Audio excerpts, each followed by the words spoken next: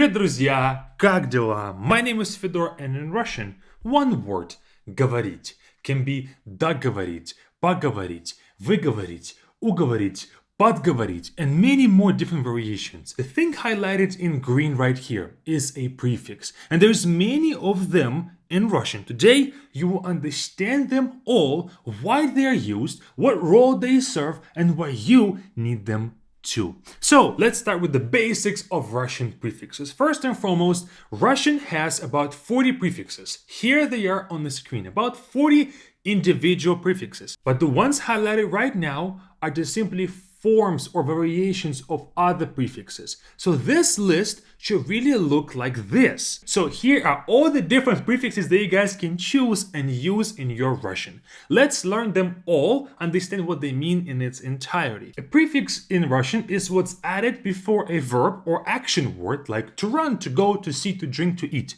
Говорить means to be talking. Договорить means to finish talking. So do here is a prefix. As you can see, it's added before a verb. And the second thing that you might have noticed is that говорить was to be talking. Договорить means to finish talking. The first reason why we use prefixes is for the meaning change. The meaning has changed from to be talking, a regular word, to finish talking, right? By the small addition of do. Each prefix will carry its own individual meaning that it will kind of influence the meaning of a verb.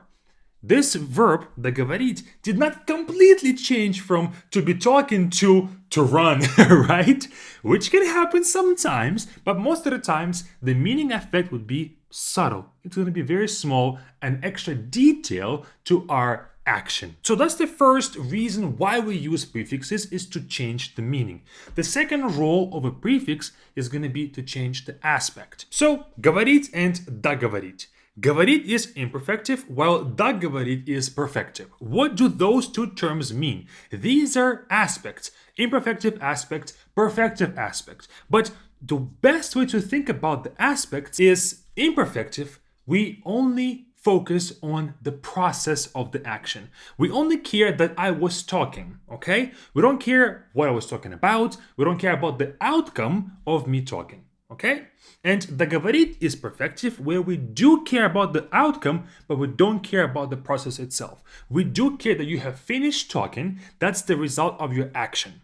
Okay? Let me give you maybe an example with each. Я говорил по телефону весь вечер. I was talking on the phone the entire evening. Говорил here is imperfective, which means that we only care about the process. We don't care about the outcome of me talking. What's important here is the process itself.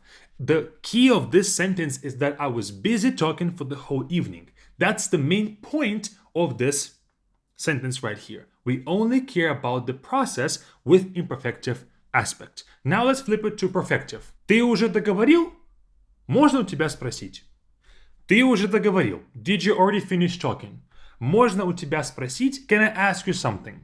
Here, we don't care about the process of him finishing talking. We don't care about that. We only care about the outcome. Did you finish or not?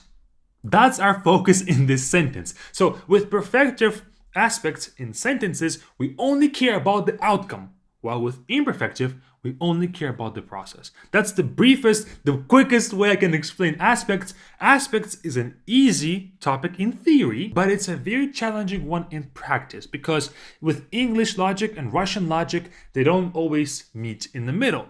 And so you have to rewire your thinking sometimes. So I do recommend, if you guys don't know aspects at all, is to look up that topic separately and dive into practicing aspects separately. But as a part of the prefixes topic, we do change the aspect of a verb by simply adding a prefix. So we take an infinitive, говорить, it's imperfective.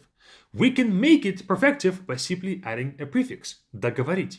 Okay, that's the second function of a prefix, is that it will change the aspect.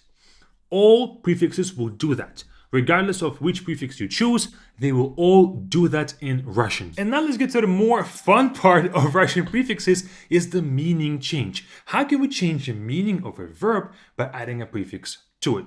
Let's take a prefix do.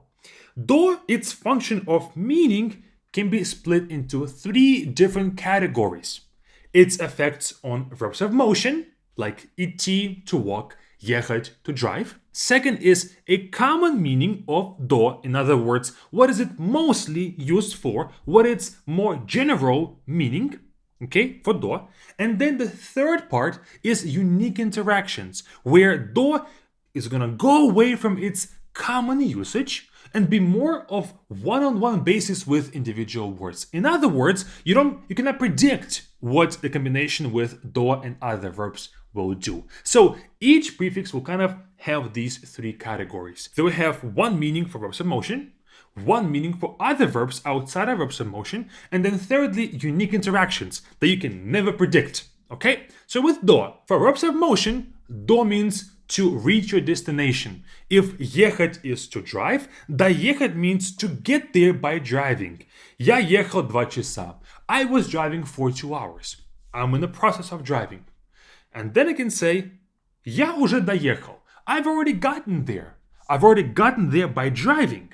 So this do ехал means I got there, I arrived at my destination. So do will have a meaning of arriving somewhere. That's with verbs of motion. Second category is outside of verbs of motion, its most common meaning in Russian. Do, its most common meaning is to finish doing something. If есть means to be eating, доесть means to finish eating. Я еще ем. I'm still eating. Okay, I'm in the process of eating right now. I can also say, я доел свою порцию. I have finished eating my portion. So this do will have the meaning effect of finishing doing something. And you might say, well, it's kind of similar to the verbs of motion, right? You reach your destination, you finished driving, you finished walking, you finished eating, finished drinking.